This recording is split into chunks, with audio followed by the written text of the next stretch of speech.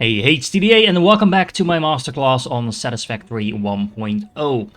As I said in the first episode, every single episode is going to have a dedicated clear goal, and it should be achievable in about one evening of playing. And thanks to all the setup we did in the previous episode, even though it was all basic stuff, we can actually really accelerate from this point on. What I want to do is get that space elevator that the game has been whining about for a couple of hours now up and running, and actually complete the entire tier 1 and 2 progress. In order to complete the first phase of the space elevator, we're going to need smart plating, and you will find out very quickly once you unlock this technology that you can't actually handcraft smart plating, so we'll need to fully automate that. Now there's a couple of different ways in which we can do that, but I don't recommend going from left to right through the technology tree, mostly because it's just super inefficient. Instead, what I recommend that you do is that you unlock obstacle clearing first. This will give you access to the chainsaw, which helps you clear out things like trees and stuff like that that get in the way, but it also gives you access to solid biofuel, which is the most efficient type of biofuel that we can make for the moment.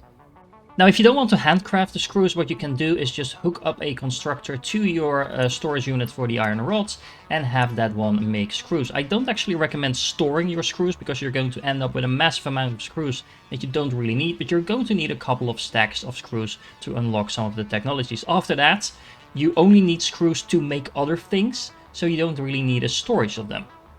Once you unlock that technology, make sure you make yourself a chainsaw, and you're going to need some fuel in order to make this thing actually work. So make yourself some biofuel, and you can start by removing all those pesky green things sticking up from the ground.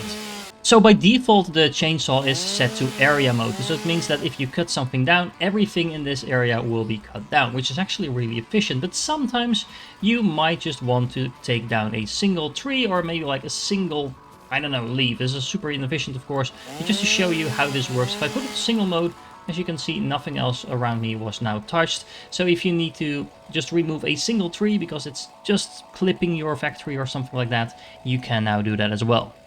Now, of course, there's no point in scaling up our factory if you don't have the power to make sure it actually keeps running.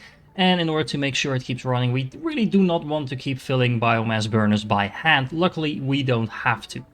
So I recommend fixing that in a couple of ways. First of all, I recommend you build up to 12 biomass burners all connected to a single belt. And you can see here how I've done that. So I have 4 rows of 3 burners and a splitter in between the 2 rows of 3. So I have basically 6 burners all on one side, all connected with a belt.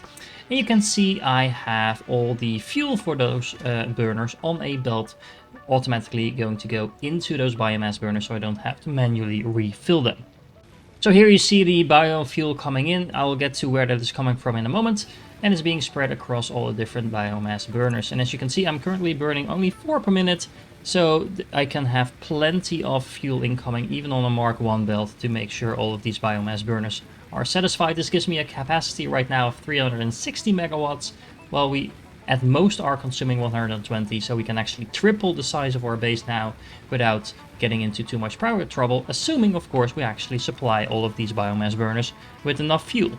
Which is where this pretty awesome looking build comes in, and I really like the looks of it. It's super clean, super organized, and it's the first step towards making a nice clean looking base. So we have 2 storage units. One is going to collect all the leaves, and the other one is going to collect all the wood. You do need to make sure you know which one you are putting which stuff in, because there's a specific recipe set in these constructors. The constructors are making the biomass that we were handcrafting before, then that goes into another constructor, and that is going to make that stuff into the solid biofuel. Now, speaking of recipes, you will notice that you have a specific recipe for wood. This one is not actually working yet, but this is the one that uses the recipe for leaves. And this is why you need 2 constructors. I would really prefer it if that was just a recipe that accepted both wood and leaves, but it is what it is, so we'll need to work with that. If you were wondering why I was just kind of flying over the base, this is where the lookout towers come in very much use, so you can actually get a bit of overview across your base and see what you're doing. It helps for planning out builds. It helps, well, for me showing you what I'm actually doing. You're going to get really tired climbing up and down these things, but still, it's quite useful to have them. You might have noticed that I left myself plenty of room over here I can actually build another complete line of 6 of these biomass burners in between here, and then even have a little bit of a room to walk in between. And the reason I did that is because we might need more power later on, and this allows me to easily expand without having to think about that.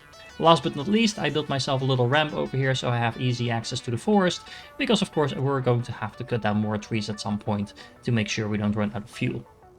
Another thing to note is that every now and then you will see these random crafting benches pop up when I'm showing you a build, and that is because I tend to just build a crafting bench nearby, just in case I run out of some material and don't have to run all the way back to grab a new stack. Although, of course, depending on how much you need, that might be more efficient, but if I just need to build one more constructor and I ran out of, let's say, reinforced iron plates, I can just make a few on the spot. As a side note, you'll probably have seen these blue slugs, maybe some other colors as well around. There's other random things like these crystals that are hovering over here. There was another one near our base there. We'll get to that later on, but if you see any of those, feel free to just pick them up. Make sure you don't throw them away. Keep them. Just put them in your storage box, in your hub or whatever, just to make sure you can actually find them. You don't want them cluttering your inventory, but you do actually want them, so you might as well pick them up once you come across them. The same thing holds for pretty much anything you find that you don't know exactly what to do with. So things like the nuts, the Mercer spheres, any remains of the enemies that you might have cut down. Just make sure you keep all of that, just don't carry it around. Okay guys, and this is where the real work starts, because we want to start setting up a proper factory in order to start delivering stuff to FICSIT. Specifically, we want to start delivering smart plating to that space elevator that we haven't built yet, but there's no point in building a space elevator we don't have the required materials to deliver to that elevator. So unlock parts assembly next, and then we can start looking at a very nice layout for our future factory. We're going to be expanding a lot, which means we need a lot of space to work with, and this is also where having that earlier production, even if it's just tiny, a little bit of everything, comes into a lot of use, because we're going to need tons of concrete to build foundations, we're going to need tons of iron plates and things like that to build belts. So yeah, make sure you keep all of that running in the background. As you can see, we are not going to be touching the copper production for the moment, so I moved my storage units a little bit further away, because that means I have a little bit more room to work with. And again, you don't necessarily need to build everything where I am building it, you can do that wherever, but you're going to need access to a total of 6 normal iron nodes, or the equivalent of that, in order to build what I'm going to show you next. However, before we start building the big build, I recommend that you craft yourself a couple of rotors. Build yourself an assembler anywhere, doesn't matter, it's going to be a temporary facility. Hook it up to a couple of storage units, something like this, and then put some plates and screws in those storage units. Set the recipe to reinforced iron plates, and voila, you have a little bit of automated iron plate production, which can be useful because we're going to be building a whole lot of constructors, and each constructor needs a couple of these iron plates. Okay, so we're going to need 12 smelters to smelt our iron, and you are going to want to distribute those smelters in groups of 4, hooking up those 4 smelters to a single belt, and then do that 3 times over, as I've done over here. Now again, you don't necessarily need to lay them out like I've done, but you do want to keep them somewhat close to each other. Hey, future TDA here. So I actually realized later on that I completely forgot during the first episode that I had the intention to build my factory slightly higher, mostly because then the miners fit completely underneath it. Now, this is not a problem. However, it did lead to an issue that one of the miners, specifically this one over here, actually overlapped with the smelters that I initially had placed here. So all I needed to do was just shift these smelters a little bit up, so I put down a line that is now completely aligned with the iron rod production, or 2 of them actually, and I just removed this middle one. So nothing else in the build has changed, but if you're building along with me step by step, take this into account, otherwise you'll have to move this later on. Oh right, before I forget and before you start typing in the comments, I realized that of course with Mark 1 belts you can only hook up 2 smelters to a single belt and supply them with all the materials that they need, and I just doubled that. That is because we're actually going to be upgrading part of this facility to Mark 2 belts as soon as we've fully automated, the production of the reinforced iron plates. However, for now, just build everything with Mark 1 belts. It won't function 100% optimally, but we will be able to fix that really quick once it's up and running. We're going to need 7 constructors making iron plates, and you will see in some of the footage later on that I initially built 8, I just miscounted, but you need 7 in total. And then we need 11 constructors making iron rods. Now you can see I actually grouped these up in groups of 4 as well, with one group of 3 in the middle between the iron plates production and the iron rod production. And the reason for that is mostly aesthetic, because we can actually have up to 8 constructors on a single belt making the rods if we want to, a Mark II belt anyway. But, well, considering we have groups of 4 over here, I figured why not just make it nice symmetric and keep groups of 4 over there as well. Now, we don't need the middle group to be 4 constructors wide. You could make that way, but then we don't have enough resources coming in the moment. So we have a group of 3 here. And actually, this group of 4 constructors for iron rods, iron plates, are actually not going to be producing at full capacity either, because these two are actually going to share the belt from the smelters here in the middle. Okay, so here's what it looks like. We have 1 row of smelters connected to 2 rows of constructors making iron rods. Then on the opposite side, we have 1 row of smelters connected to 1 row of constructors making iron plates.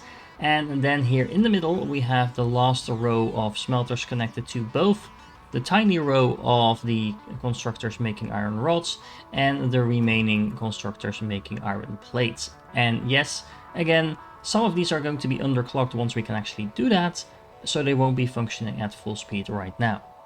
And then we need a total of 10 constructors making screws. Now watch out, because screws are actually a very high quantity product, so you can easily fill a full belt with them.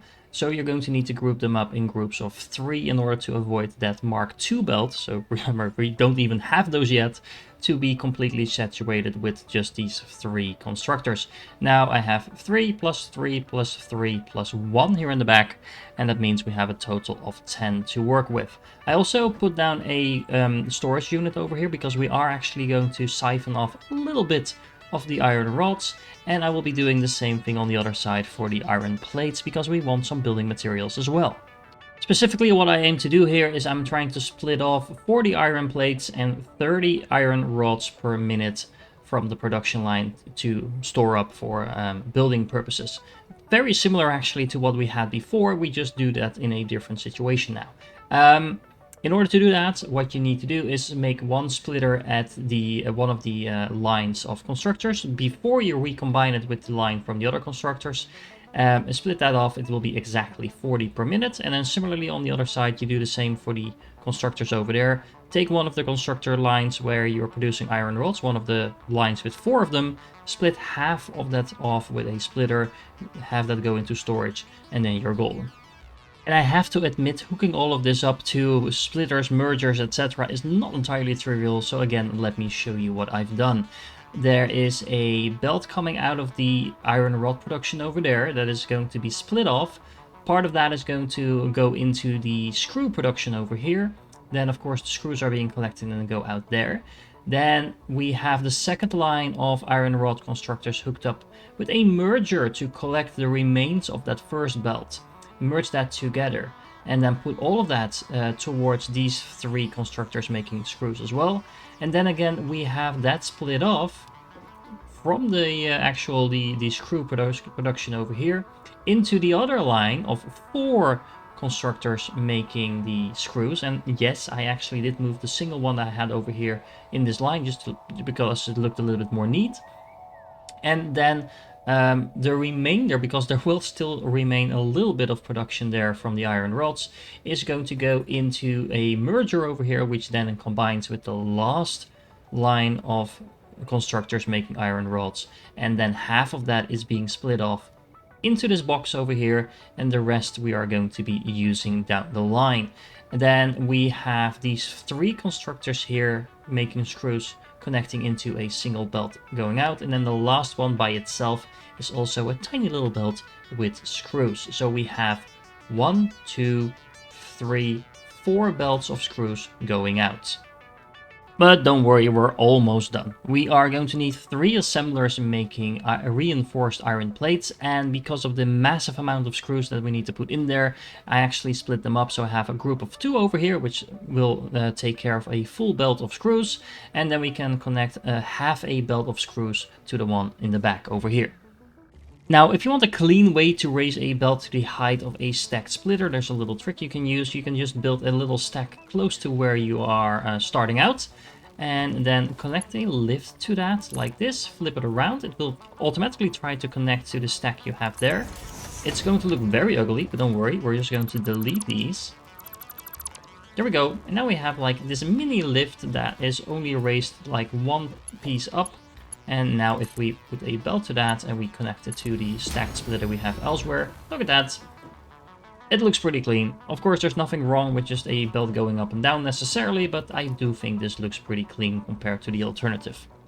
And then similarly, we have 2 assemblers making rotors, and well, it's pretty nice looking, but it's a little complicated. So we have these 2 belts of screws coming in over here, and those are connected here and here. So this is actually a splitter that takes in this belt over here, splits half of those screws to this rotor constructor over there, assembler I should say, and then puts the other half downward the line. And then this is actually a merger that merges that belt with the other belt and then spits it out over here. So you need to be a little bit creative if you want to make everything look nice with creators and splitters and mergers, to make all of these belts look nice and tidy. But I think, well, I managed. I do have to say, I spent way too much time on making sure everything perfectly aligned and things like that. So if your factory looks a little bit more sloppy, don't worry about it. You can always fix it later. You're probably not going to fix it later, let's be honest. But still, don't worry about it too much. If it stops being fun, just finish it and move on to the next project. And then last but not least, we're going to put down 2 assemblers making smart plating. And of course that needs both the reinforced iron plates that we have over here. Don't forget to put in a storage unit in between, because we're producing more reinforced iron plates than we need for the smart plating. And that is very intentional, because we need those reinforced iron plates for, well, constructors for one, but we also need them for Mark II belts. So we're going to be using this storage unit a lot. Similarly, over here we have a storage unit for rotors that is going to collect half the rotor production that we have going, and the other half is going to go right into the smart plating production as well. And then last but not least, don't forget to put a storage unit behind the smart plating production. You can already start building the space elevator and just have the smart plating go in there, but you're going to be producing more smart plating than you can put in the space elevator, so you need a box anyway. And putting the stuff in the space elevator only takes a few moments, while producing the stuff is what is actually going to take a lot of time, because if we look at this recipe, for example, this is going to produce 2 per minute. We have 2 of these, so it's going to be 4 per minute. And for the first phase of the space elevator, you need 50. So that's already going to take almost a quarter of an hour, even if you have everything fully up and running. Speaking of which, remember this is a massive facility. It shouldn't take you more than 1 evening, maybe 2, to build all of this. I've built this so far. I think I've spent about 2 or 3 hours on this compared to where we ended last episode. But still, it's going to take you a lot of time. You need to hook everything up to power. And of course, you can actually start removing the previous iron facilities that we have. You should leave the copper intact. We haven't changed anything to that in this episode. But everything that is iron related that we've built before is now completely replaced by the build that we have over here. It's a lot more neat and organized. It's a lot more production as well. But it's also going to cost you a lot of power, so make sure that once you start hooking things up to the power grid, you make sure that your power doesn't cut out. You might need to expand the power grid as you progress. And on top of that, remember that for the moment, we are actually only using half the buildings until we actually get around to upgrading the belts. As soon as this reinforced iron plate production is up and running, which of course everything is connected, so it's just a matter of hooking up the miners to it. We will get a little bit of overflow of reinforced iron plates, and then I would suggest that you start in the back, start upgrading, for example, the input lines for your mines and things like that. You need to hook up 6 normal node mines to these smelters, remember that, so 6 of them, and start that, so make sure that the smelters are supplied with enough material, and then start working your way down the line. Now remember, you don't need to upgrade every single belt that we have over here. A lot of these output belts near the end don't actually need to be upgraded at all, because they won't be producing more than 60 items per minute. Some of them will, for example the screws. So it's the screws, and then it's mostly the main input lines over here that you need to upgrade, but not all of these tiny little pieces on the side, for example. So long story short, try to conserve your resources a little bit and only upgrade the parts of your factory where it's actually needed.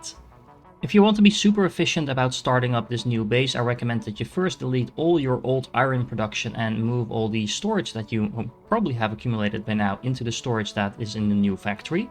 Then connect a single miner to the middle row of smelters, because that will start both your iron rod and iron plate production. Attach one more miner to the row of smelters connected to the other iron rod production.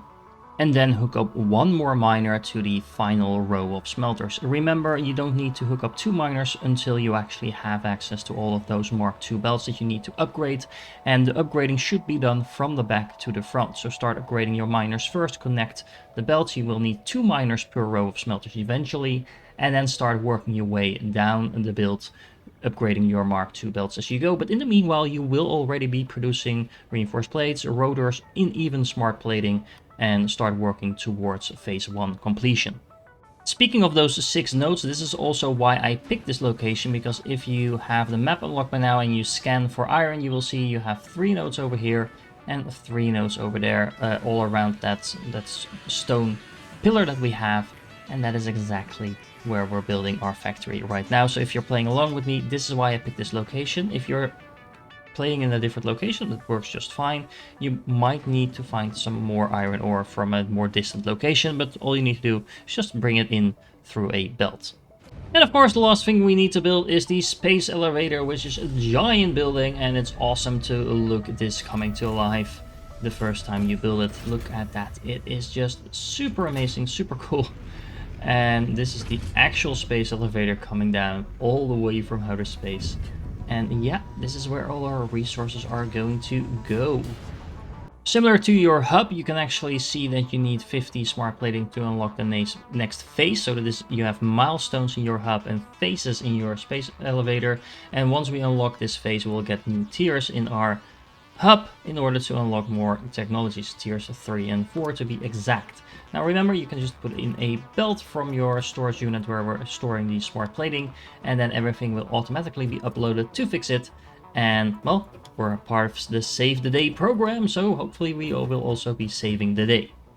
So just a quick recap, we have 12 smelters making iron ingots, we have 7 constructors making iron plate, we have 11 constructors making iron rods, then we have 10 constructors making screws, then we have 2 assemblers in the back making rotors, and we have 3 assemblers in the back making reinforced iron plates.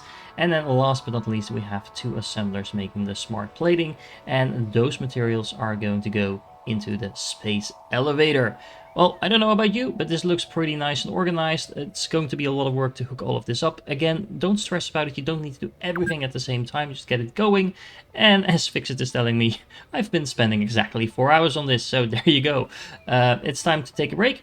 I will actually clean up this factory, hook everything up before the next episode. I assume you do the same. Feel free to unlock all the other tiers in the other milestones, I should say, in tier 1 and 2. It's all useful stuff. It's not super necessary, so you should definitely make sure that first of all you focus on unlocking the next phase in the space elevator, because very importantly, that's going to allow us in the next episode to start working on coal power, which is completely automated, so we no longer have to run around cutting down trees and collecting leaves. If you're still here, you're awesome. I hope you found this useful, and if you did, please like the video because it does help me out a lot, and I hope to catch you in the next one.